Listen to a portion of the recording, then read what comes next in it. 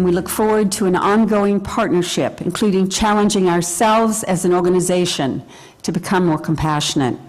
Our vision is to cultivate engaged citizens who will make a difference in our world. Engaged citizens with caring, compassionate hearts is what our world needs. May this gathering support each and every one of us to be of good benefit to our world. Thank you, and I look forward to the afternoon with you.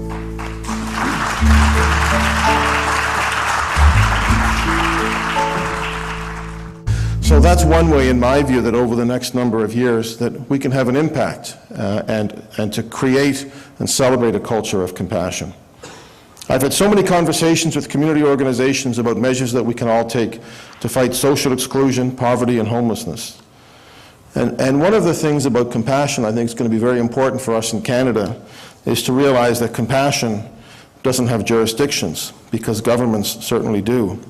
Working together, we can support the development of affordable housing. We can work to provide provincial and federal governments and partnership opportunities to capitalize on programs. I'm completely convinced that municipal leadership in this area is not only possible, but completely critical. So I'm hoping that we can all come together to create a culture of compassion in the community. And I want to commend the team, Kim and everybody else who's been meeting with different councillors. We're working towards officially making Halifax a compassionate city. That would be our goal.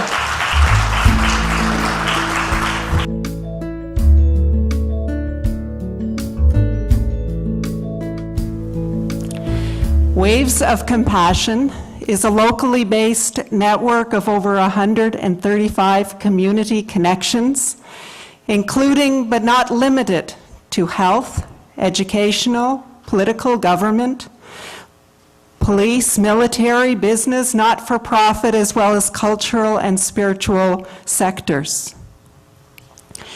Our mission is to help cultivate a broad-based culture of compassion, understanding, and respect in HRM with links to regional, national, and global partners. We want to work with you, with each one of you, to shine the light on compassion and help cultivate it even more.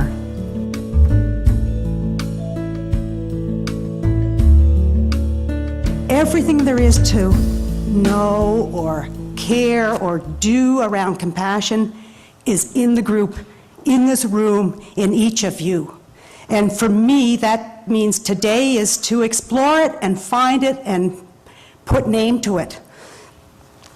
And then you will see there are some little sticky papers like this on your table and some markers and pens. There's also a sheet.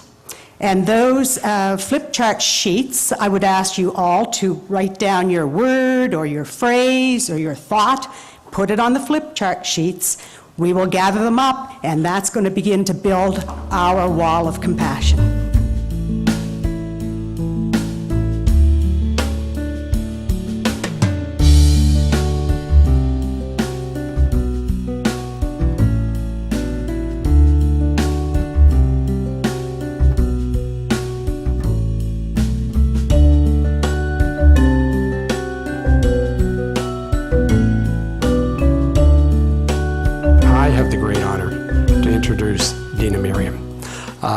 We've had the great pleasure of hosting her and getting to know her. Actually, as a fellow New Yorker, that was easy. Dina being from New York, but I really would like to go through a little bit of her background by way before she starts. Dina had begun work in the interfaith movement in the late 1990s, where she served as the vice chair of the Millennium World Peace Summit of Religious and Spiritual Leaders at the United Nations in New York. She subsequently convened a meeting of women, religious, and spiritual leaders in the Palais des Nations in Geneva, and from that gathering founded the Global Peace Initiative for Women, an organization chaired by a multi-group faith of women spiritual leaders.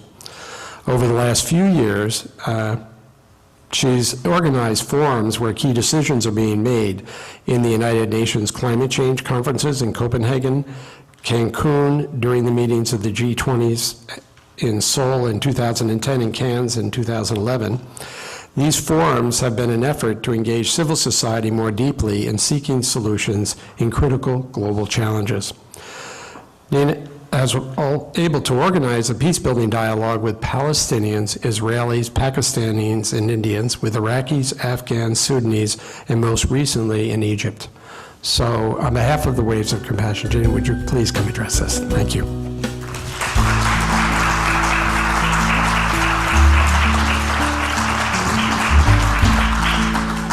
Good afternoon, everybody. It's really an honor to be here, and I want to thank the Waves of Compassion Leadership Group for inviting me, and Kim especially.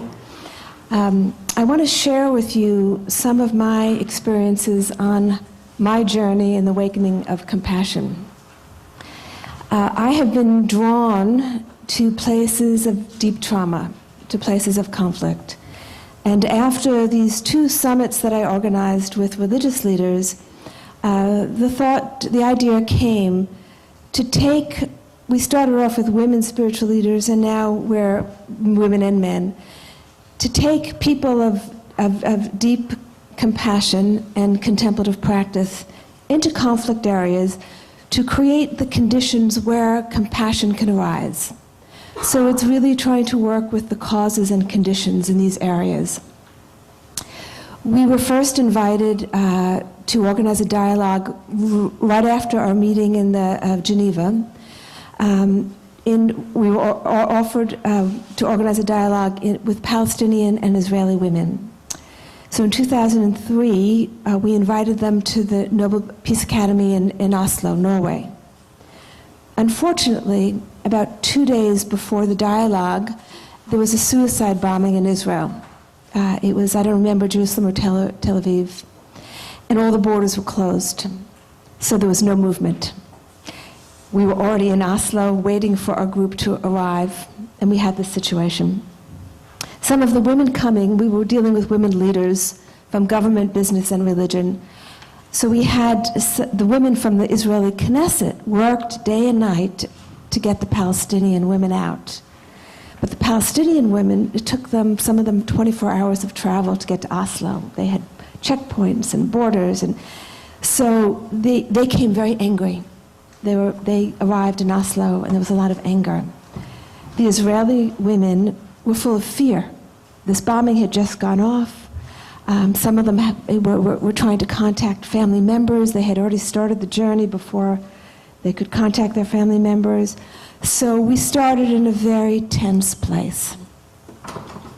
And we were coming, I would say somewhat naively, a group of women spiritual leaders, and we were going to help them create a space of compassion. Well, we listened to 3 days. It was really a competition of suffering. Whose suffering was greater? Palestinians had their suffering. The Israeli had their suffering. It was the historical story, narrative, going back and forth. And we had moments of quiet and meditation, and we had the most wonderful group of spiritual leaders there. And after 3 days, I said to myself, well, this experiment didn't work. Failed. Forget it. Go home, Dina, go back to New York. Didn't work. But on the last day, in our closing session, a Palestinian woman who was a blind woman, she was a child psychologist who did a lot of work with UNICEF in the traumatized Palestinian areas. So she really was dealing with children who lost parents in bombings. She had a session to speak, and she got up to speak. And suddenly she just broke down and started to cry. And then she started singing, "We Shall Overcome." And then all of the Israelis and Palestinians, one by one, started singing, standing up and holding each other's hand. That was the breakthrough moment.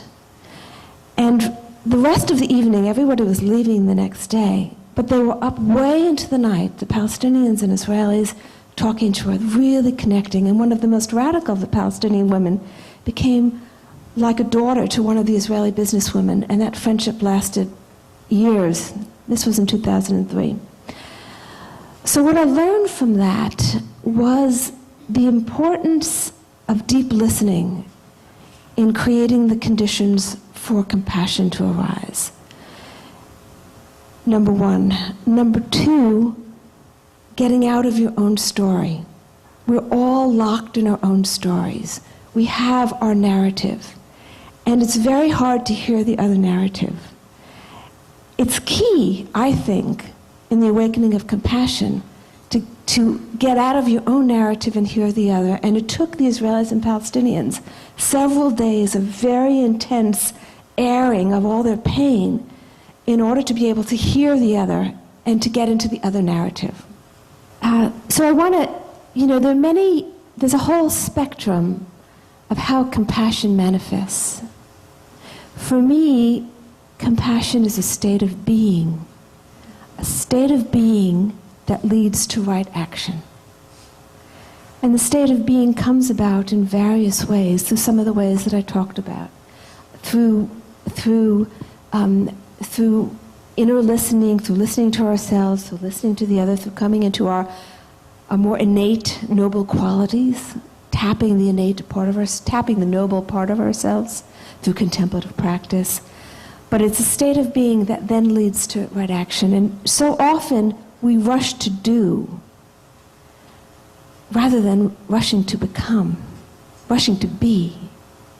And I think the action follows the being. So often compassion is interpreted as helping the poor or the needy, the sick. But what about the conditions that lead to those situations? In other words, you feed the poor, well, there's a bigger line of poor tomorrow, without changing the conditions that lead to this imbalance. So I see compassion as rebalancing, as working with the conditions that have led to the suffering that exists. And there are many, many ways to do this, and there's no judgment involved. I mean, one can feed the poor, one can work at the structural level, one can work at one's own being, and that's as important as anything else, at bringing out the noble qualities, so then one daily life, every interaction is an action of compassion. So this dialogue on compassion is probably the most helpful thing we can do, because it deepens our understanding of compassion and it broadens the scope. So this is what we're trying to do in the U.S., have dialogues around the country on not just compassion, but a vision for what kind of society that would be. So we've linked compassion with the Sacred Earth community, with a wisdom community. So all these things are linked, and I think for each, it's a growth process for each one of us to deepen our own experience of compassion and to be part of this becoming, because it's an individual becoming and it's a collective becoming. And I think we all need patience with the process. You know, back in the US, we get very impatient with the lack of movement. And it's very easy to fall into frustration and anger at the lack of compassion and at the lack of wisdom that we see. And we have to, work with ourselves to say this is a long-term process, that the work we're doing now will bear fruit. We're working for our children and grandchildren. We're working for future generations.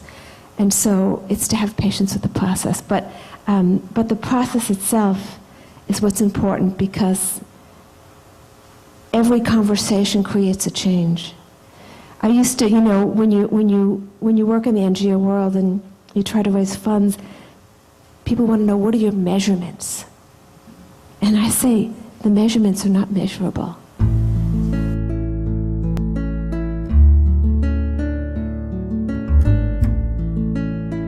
Well, we'd like to carry the conversation that Dina has started here and take it to your tables, to a conversation. And we have, Fabi and Philip have distributed some papers to your tables. So I'm just going to introduce those a little bit, and Jim and I are going to tag team a little bit through this section of the afternoon. So the paper that you have in front of you, if you could each take one from that pile, it says, the sheet that's on top should say Part 2. What is compassion? Does everyone have one of these? It looks like this. Fold it over. All right. So these questions came, this organization, Waves of Compassion, actually started last year, about a year ago, in February of 2012. And we started meeting, putting out ads. People would come. We'd meet monthly up until June. And we asked people, what would you like to do? What kinds of actions would you like to take? What direction should we go? And people said, one of the things that they said is, we'd like to find out, what does compassion mean to a broad range of people in HRM? So these papers that you have in front of you today are a result of that desire from the people who came to those original conversations. And 3 questions were crafted by the leadership team from those early conversations, and they're the ones that you see in front of you. So, what does compassion mean to you? And then, in the spirit of trying to find out some of the experiences that people in HRM and beyond HRM have had with compassion, describing an example or an experience.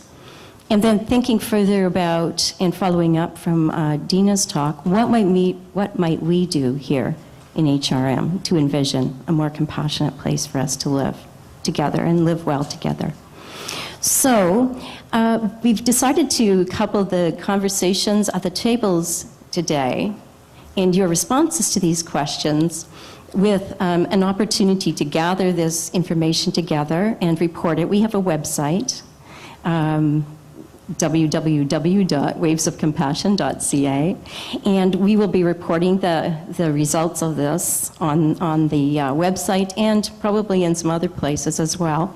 So the idea would be, often there's this urge to look at the question and immediately start writing. I'd like you to pause and actually do a little self-reflection on the questions, to just listen to the question. What does it say to you first? Each of the questions, take a moment of reflection. What does this question mean to you? How does it feel? How does it make you feel? And before you write something down. So it's coming out of a little bit more space rather than the immediate response. Of course, if it turns out you'd like to just put an immediate response, that's fine too.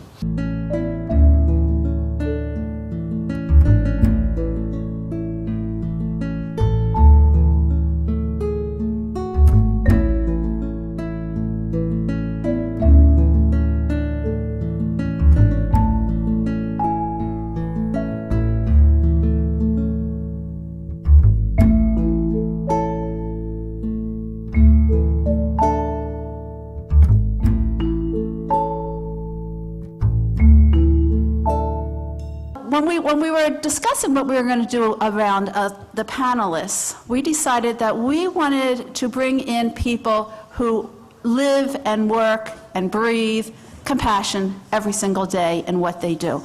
Because a lot of us talk about love, we talk about kindness, we talk about generosity, but how do we apply it in our day-to-day? So we have found 3 people that walk their talk, 3 people who every single day through their professions have to live with this open-heartedness and with this mindfulness towards kindness.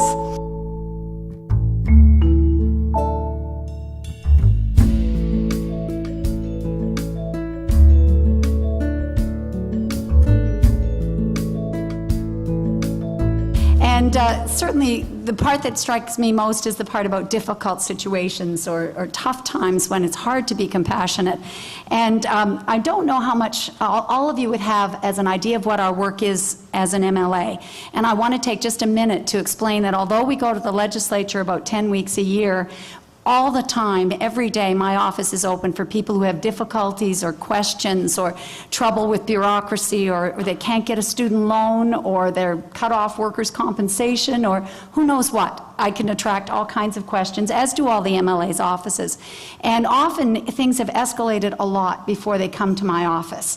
And I often wish that I would have been able to intervene earlier or speak to people sooner, because by the time somebody has said, why don't you go see your MLA, things have sometimes just escalated too far. We provide a holistic primary health care delivery to the population that I just spoke about. And so my affiliation with this community is often seen by the larger community in kind of two ways. One, it's, and make sure you tilt your head when you do this, you're so special to do that work. Well, I'm not, I'm not special, except maybe to my 9-year-old. Maybe not this morning when I limited TV to a half an hour, but that was actually compassionate. Anyway, and then I get the other, oh, you're such a bleeding heart. And that's often with disdain. So kind of insert disdain into that comment, because often that comes from people who are kind of blamers or kind of take the position of the, well, that they deserve it, are in that place in their life. And so, am I either of those? I don't know, right? I think that sometimes perhaps I am kind of the bleeding heart, as you put it. There are some times in which I fix. I do something for somebody that they could have done for themselves.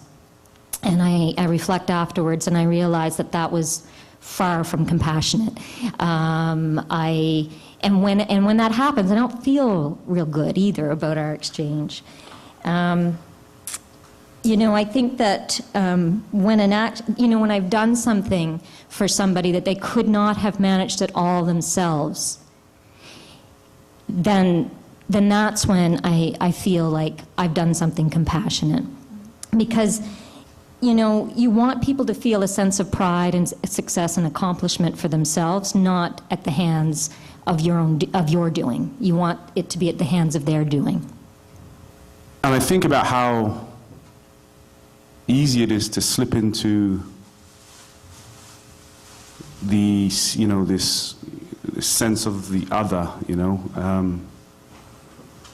and that somehow that person is apart from myself and therefore different and distant, and I think about the challenges of trying to bridge that gap when we encounter difference, whether it be based on gender, sexual orientation, race, whatever. Compassion is something, I think, that is in all of us. But I think our systems kind of beat it out of us in a lot of ways. And I just feel very appreciative of the fact that, somehow by some sort of divine guidance or something, I've lucked out on a path that has granted me an opportunity to reflect back to others their humanity and have my humanity reflected back to me. But I'd like to pose this to each of you in your own way. How do you suggest and recommend that we can contribute and you can contribute to restoring the compassionate dimension of institution which we demonize and deserves to be demonized?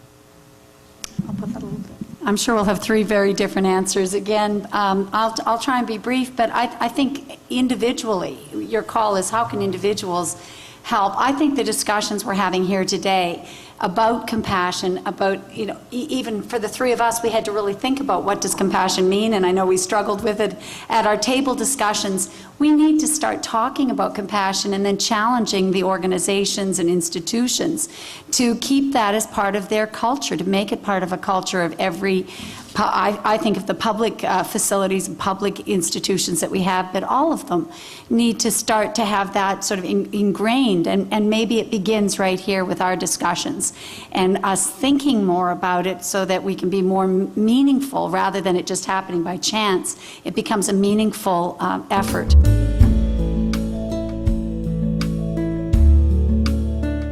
What I've spoken with leaders such as the people that are up in the panel. I've spoken with First Nations healers, and I've heard the same message over and over and over again. We don't need another shelter. We don't need your money. We don't need another program or an institution. We feel like you treat us like cattle, shuttling us from one place to another. What we really need is a space, a place, a circle, and a sacred circle where you will listen to our stories. And if you listen to us, then we know we can trust you. And if we can trust you, then together we can really talk about how to make a meaningful and sustainable difference. And I think that speaks very well to what Dina was saying earlier about deep listening and the wisdom that emerges by creating these sacred circles.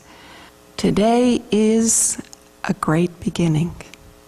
And we're going to move forward from this gathering to continue building and expanding our network.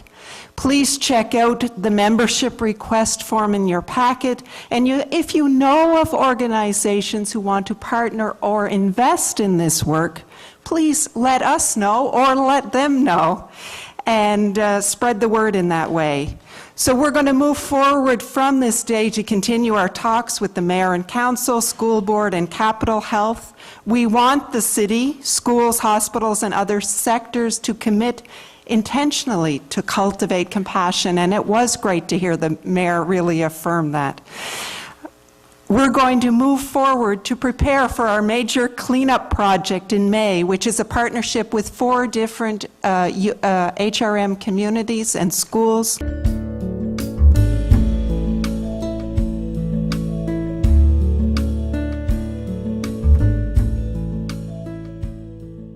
May our beings be peaceful. May our beings be happy. May our beings be safe. May our beings awaken to the light of their true nature. May our beings